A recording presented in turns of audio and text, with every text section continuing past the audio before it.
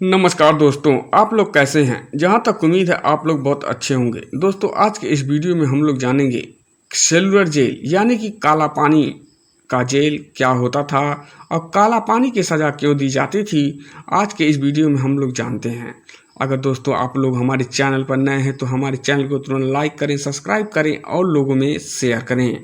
क्या आप जानते हैं कि इंसान के लिए सबसे डरावनी सज़ा कौन सी होती है? मौत या उम्र कैद? नहीं, असली सज़ा वो होती है जिसमें इंसान को जीते जी मौत का स्वाद चखा जाता है। ब्रिटिश हुकूमत के समय भारत के क्रांतिकारियों को ऐसी ही एक सज़ा दी जाती थी, काला पानी की सज़ा। अंडमान के समुद्र के बीच स्थित सेलुलर जेल, जहां ना सूरज की किरण ठीक से पहुंचती थी, ना इंसान की आवाज़, बस सन्नाटा, पीड़ा और चीख और पुकारें ही गूंजती रहती थीं। 19वीं सदी में काला पानी की सज़ा का नाम सुनते ही भारतीयों की रूह कांप जाती थी, क्योंकि इसका मतलब था अपने घर से, अपने परिवार से और अपनी मिट्टी से सदा के लिए जुदा हो जाना। किसी कैदी को अगर ये सज़ा सुनाई जाती थी तो उसके परिवार वाले मान लेते थे कि अब वो कभी घर लौट कर नहीं आएगा, क्योंकि अंडमान जाना मतलब जिंदा होकर भी मौत की कैद में जाना। सन 1857 का पहला स्वतंत्रता संग्राम, जिसे अंग्रेजी म्यूटनी कहते थे, उनके दिल में खौफ छोड़ा गया। दिल्ली से लेकर लखनऊ तक, मेरठ से लेकर झांसी तक चारों ओर बगावत की आग फैल चुकी थी। हजारों क्रांतिकारी पकड़े गए थे और सवाल उठा, इन्हें कहाँ रखा जाए, क्योंकि अगर इन्हें भारत की जेल में रखा गया तो विद्रोह और भी बढ़ जाता। तब अंग्रेजों ने सोचा, क्यों ना इन्हें समुद्र के बीच में एक ऐसी जगह भेजा जाए जहां से भागना असंभव हो जाए, और इस तरह जन्म हुआ काला पानी की सजा का। अंडमान द्वीप समूह, चारों ओर समुंदर, बीच में जंगल और सभ्यता से बहुत ही परे था।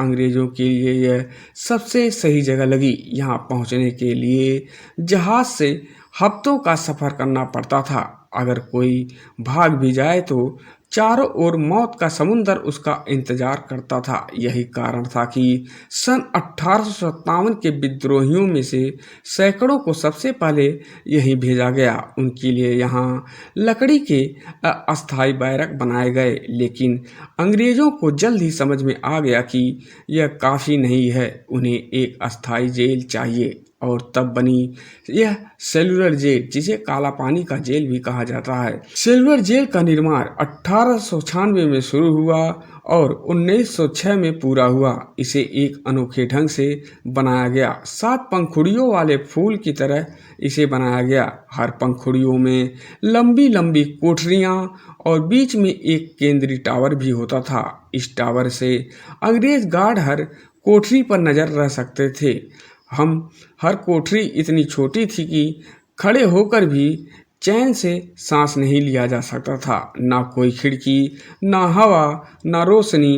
कैदी पूरी तरह अकेला अपनी ही चीख में डूबा हुआ रहता था। सेलुलर जेल में कैदी सिर्फ बंद नहीं रहते थे, बल्कि उनसे अमानवीय काम भी कराए जाते थे। दिन भर उन्हें तेल का कोल्हू घुमाना पड़ता था, बैल की तरह बांधा जाता था और घंटों तक घसीटा जाता था।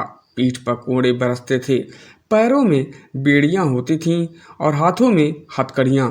खाने में सिर्फ सड़ा हुआ चावल या पानी जैसी दाल दी जाती थी। कई बार तो इंसान और जानवर को भी यह चीज़ दिए जाने वाले खाने से भी अलग होता था। भूख, बीमारी और मारपीट यहाँ उनकी जिंदगी बन चुकी थी।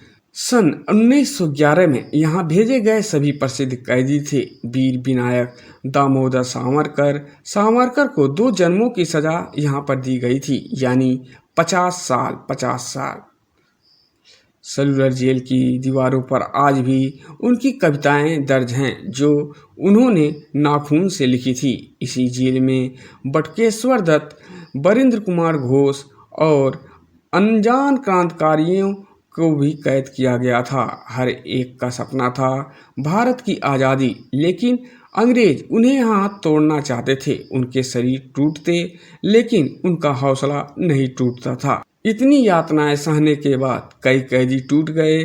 कईयों ने तो खुदकुशी कर ली, कुछ ने जेल में विद्रोह करने की कोशिश भी की, लेकिन अंग्रेजों ने उन्हें बेरहमी से कुचल दिया। जेल के प्रांगण में फांसी का तख्ता बना हुआ था, जहां सैकड़ों कैदियों को सार्वजनिक रूप से फांसी दी जाने वाली थी। उनकी चीख आज भी दीवारों से टकराकर गूंजती रहती है। स्थानीय लोगों का कहना है कि रात के समय सेलुलर जेल में अजीब आवाज़ आती थी। कोठरियों से करकराहट की आवाज़, चैन खड़खड़ाने की आवाज़ और कभी कभी चीख पुकार भी सुनाई देती थी।